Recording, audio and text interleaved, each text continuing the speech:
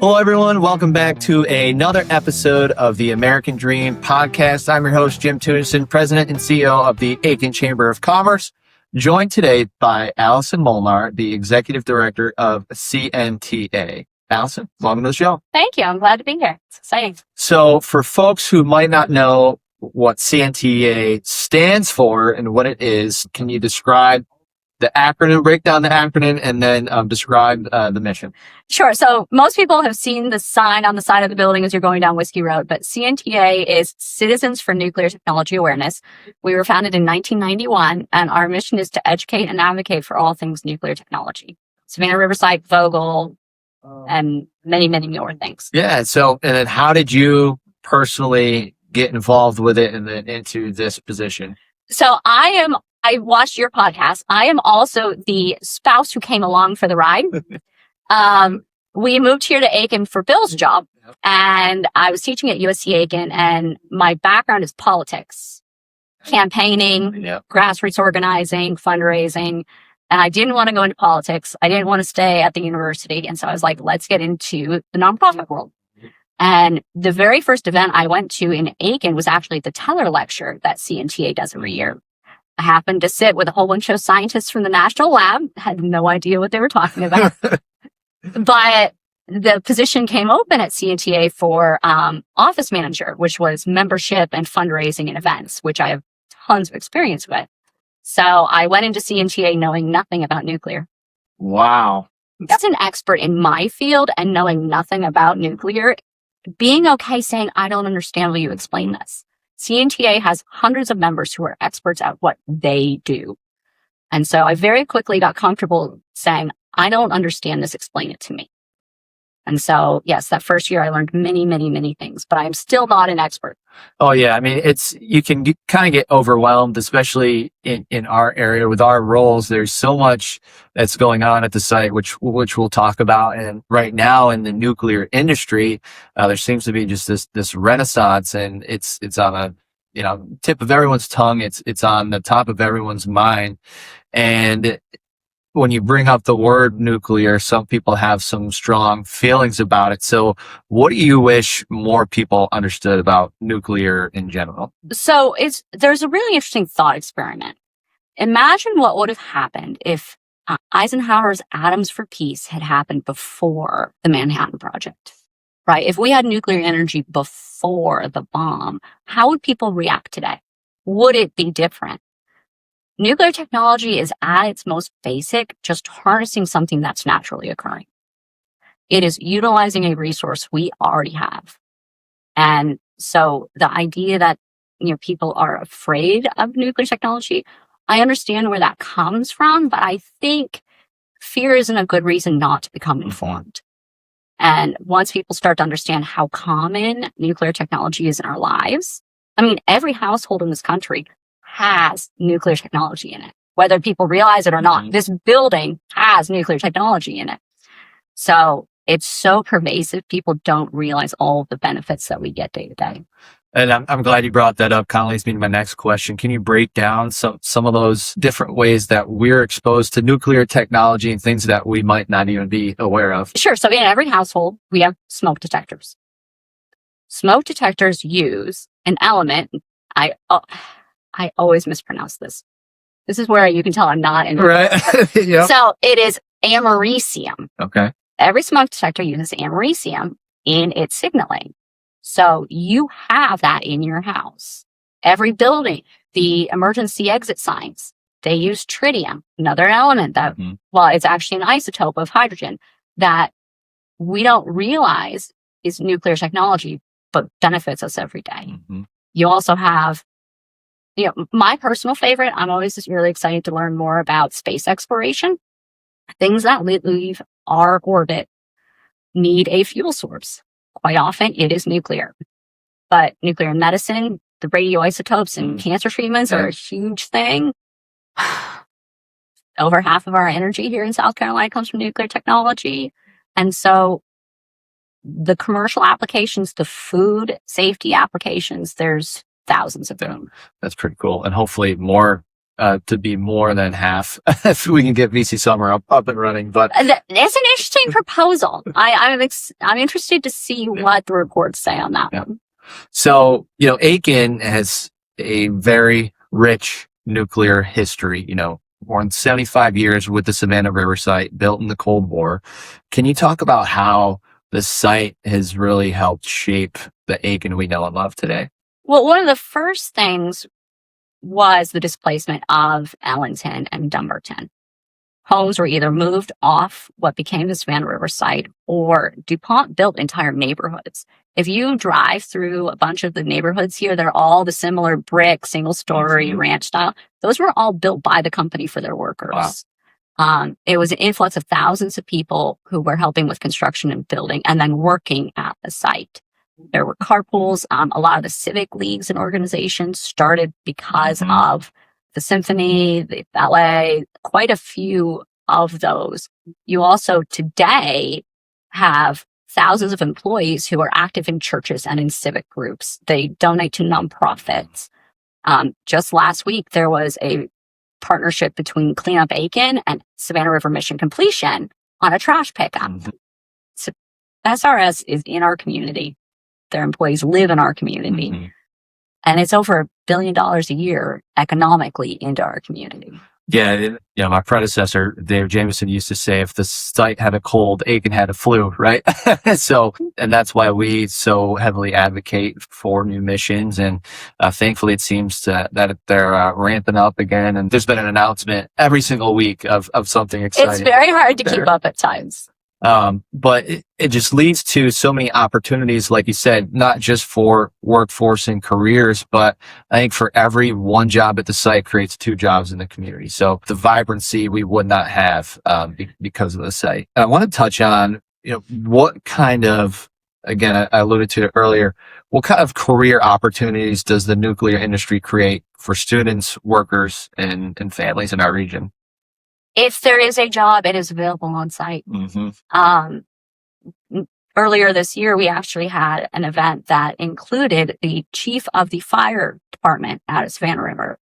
There's security. There's, of course, everyone thinks nuclear and thinks physics and chemistry and PhDs. There's a desperate need for plumbing, for welding, for carpentry skills, as well as radiation protection experts. So pretty much anything you want to do, it is available on site. And one thing we always have to tell the students, keep a clean record because they will check. Yep. So that's what we tell our students. Yeah. If it's available, it's out there. Yeah, I was blown away. So I've done a couple tours out there, and it's the size of Manhattan, right? So the entire thing is about 210 square miles, which is actually the size of all 5 boroughs. All 5. Okay. The whole New York City, which is pretty incredible to think about. Like I said, just the different career opportunities, the different jobs. Like you said, you don't have to be a rocket scientist or, really the strongest, I won't say strongest student, but there's an opportunity for everyone to get involved. And I know our trade schools, tech schools, that have a lot of programming, and these companies have specifically built career pathways to get you in the door. There's a great program called the SRS Apprenticeship School. Adults and high school students can apply, and they will have on-the-job paid training out at Savannah River in a variety of fields, from That's records awesome. Management to the fire department to controls. It runs the entire scheme. Yeah, you really don't get those kind of opportunities in a lot of different places. A lot of times for internships, it's an unpaid internship, right? But this is pretty cool. You get paid on the job experience. Right now, there are also a couple of hundred interns, college interns at Savannah. They have invaded. They have. They're going to be at, they're doing a rally in the alley on June 25th. Okay. So you'll see a bunch of the interns down there. Yeah. We're also doing a breakfast event with them July 21st. Okay. So we get to hear about their experience working on site. Yeah, that's awesome. It's always fun. That I'm sure it is. How can the overall business community better understand and support the nuclear system in general and specifically here in Aiken? So it's interesting. I think educating themselves on what actually is happening and what Savannah River actually does. Understanding that nuclear technology is much more than they first thought think. But then also, go on a tour of Vogel, go on a tour of SRS, go visit the SRS Museum and learn about the history of it in this community. But I think there's also, to be entirely honest, I think there's also among the business community some competition happening, right? SRS steals all the best employees is kind of the feeling sometimes, but don't let that dissuade you from still being an advocate, right? Without Savannah River, we would lose so much in this community. Yeah. And I think people don't realize that they attract such a unique knowledge base, and they're, one employee, like you said, the trailing spouse, right? They're coming with trailing spouses. Yes, with spouses, with kids who will eventually, need a job and find a career path, and hopefully it's here. But yeah, so it's the ripple effect really knows no bounds. Their kids are our schools. Their significant others are the doctors and the teachers and the lawyers. And so it's not just the 13,000 on site. It's the entire family dynamic that they bring with them. Yeah. And obviously this is the American Dream podcast. So when we're thinking about the American Dream, opportunity, security, innovation, good jobs, a better future for the next generation, how do you believe nuclear technology helps carry that dream forward?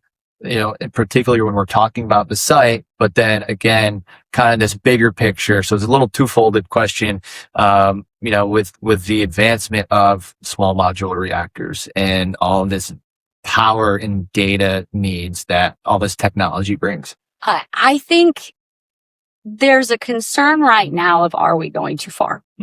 And that's not for me to decide, but nuclear technology has the ability to provide zero carbon emitting, clean, safe, reliable baseload power. It can be moved wherever we want. If we do this micro reactors that Antares is talking about, they could be deployed anywhere. One of the big concerns is fuel supply. We have surplus materials sitting at Savannah River Site. The field office manager for the NNSA was a speaker for us last week. He was talking about the idea of, instead of just disposing of this material, we can reprocess it into fuel. The technology exists. We just haven't been willing to invest in it. All of the spent fuel sitting at Vogel can be reprocessed into new fuel, either for Vogel or for small modular reactors. The facilities also exist. They're just not complete. Agnes down in Barnwell could easily be restarted. And so this whole life cycle campus from cradle to grave is a really interesting idea. And we have the resources here in Aiken to do it. Yeah. And I was so excited when our state put in for the Nuclear Life Cycle Innovation Campus, because like you said, the technology exists, the knowledge is here, right? We have it. And I always go back to the moniker, one man's trash is another man's treasure. People think we're just sitting on this waste, right? But it can be refueled and repurposed. And I just get so excited thinking about. So I actually don't even call it waste, because in my opinion, waste is just something that doesn't have a purpose yet. This has a purpose. We just haven't invested the money to do it. Right. And so, the former manager down of Agnes when it was being built is a CNTA volunteer, and he will still do tours, actually. Okay. He can coordinate tours down there if anybody wants to go see what's down there. We might have to go and do that. So again, in talking about the future, what excites you most about the future of nuclear technology and our role in it? You talked a little bit about it with this life cycle campus, but there seems to be, like I said, there's different announcements coming down from DC every single day, new opportunities. But what gets you most excited? I think the idea that we're finally, as a community and then buying into the idea of reprocessing and recycling this fuel makes sense. I'm actually an environmentalist. I'm very big on environmental stewardship, and I think this is the reasonable response to the fuel problem and the waste problem. So I'm very, very excited about that. And I think these microreactors that can be transported easily will not only help fill a need, but also help reduce our dependence on diesel fuel. Okay. And resolve some of those supply issues that come with that fuel. So I'm very excited to see Antares having opened an office here. They're also members of CNTA. Anything related to nuclear technology is involved with CNTA. I'm also really excited about, it's not here in Aiken yet, but there's some partnerships at the lab with Shine Medical and the radioisotopes. During COVID, we realized we don't have a good supply here in the United States of a lot of these materials. And we don't have the processes here in the United States to create the radioisotopes we need for cancer treatments and other things. And so there's been a push within the medical community of how can we better do this and how can we better protect the supply? Because there's also an increasing demand for all of those materials. So, the National Lab, Augusta University, their medical radiation technology.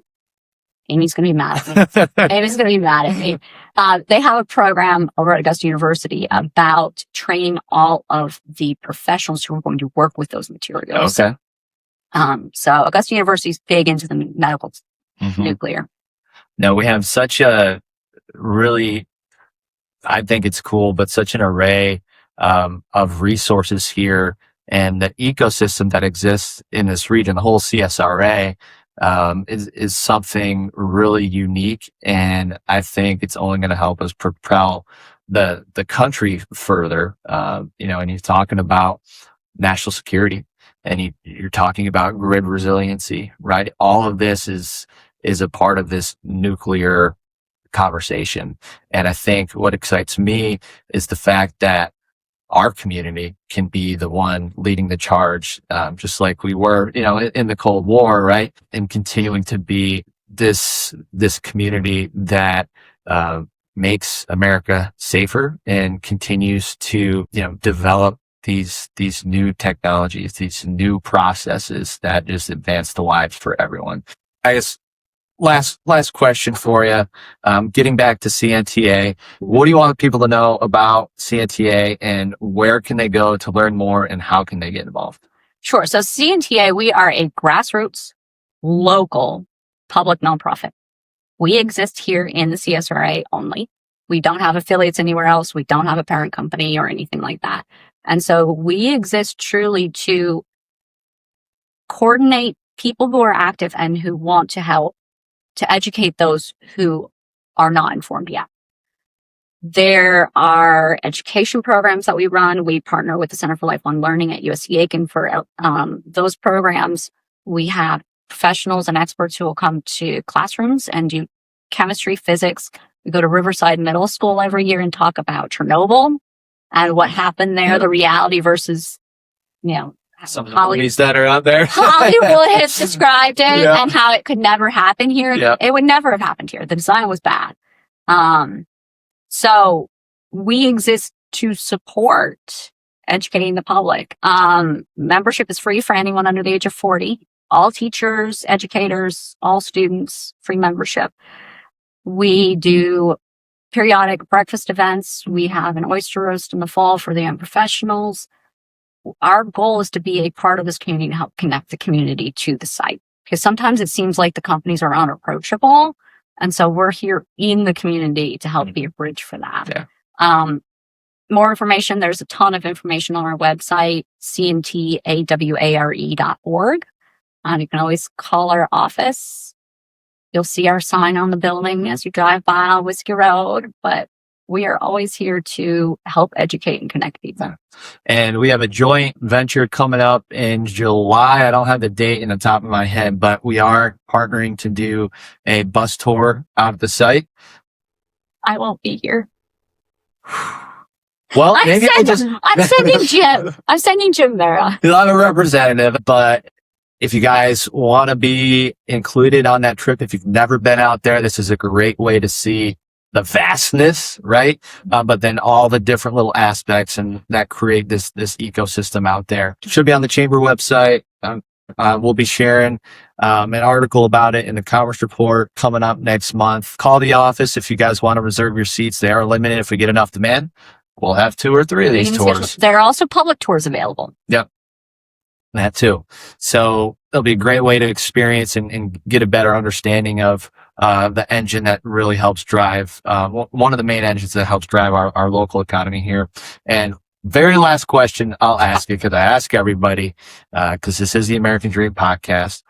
Why is Aiken County the best place to pursue the American Dream? There's something for everyone. Mm-hmm.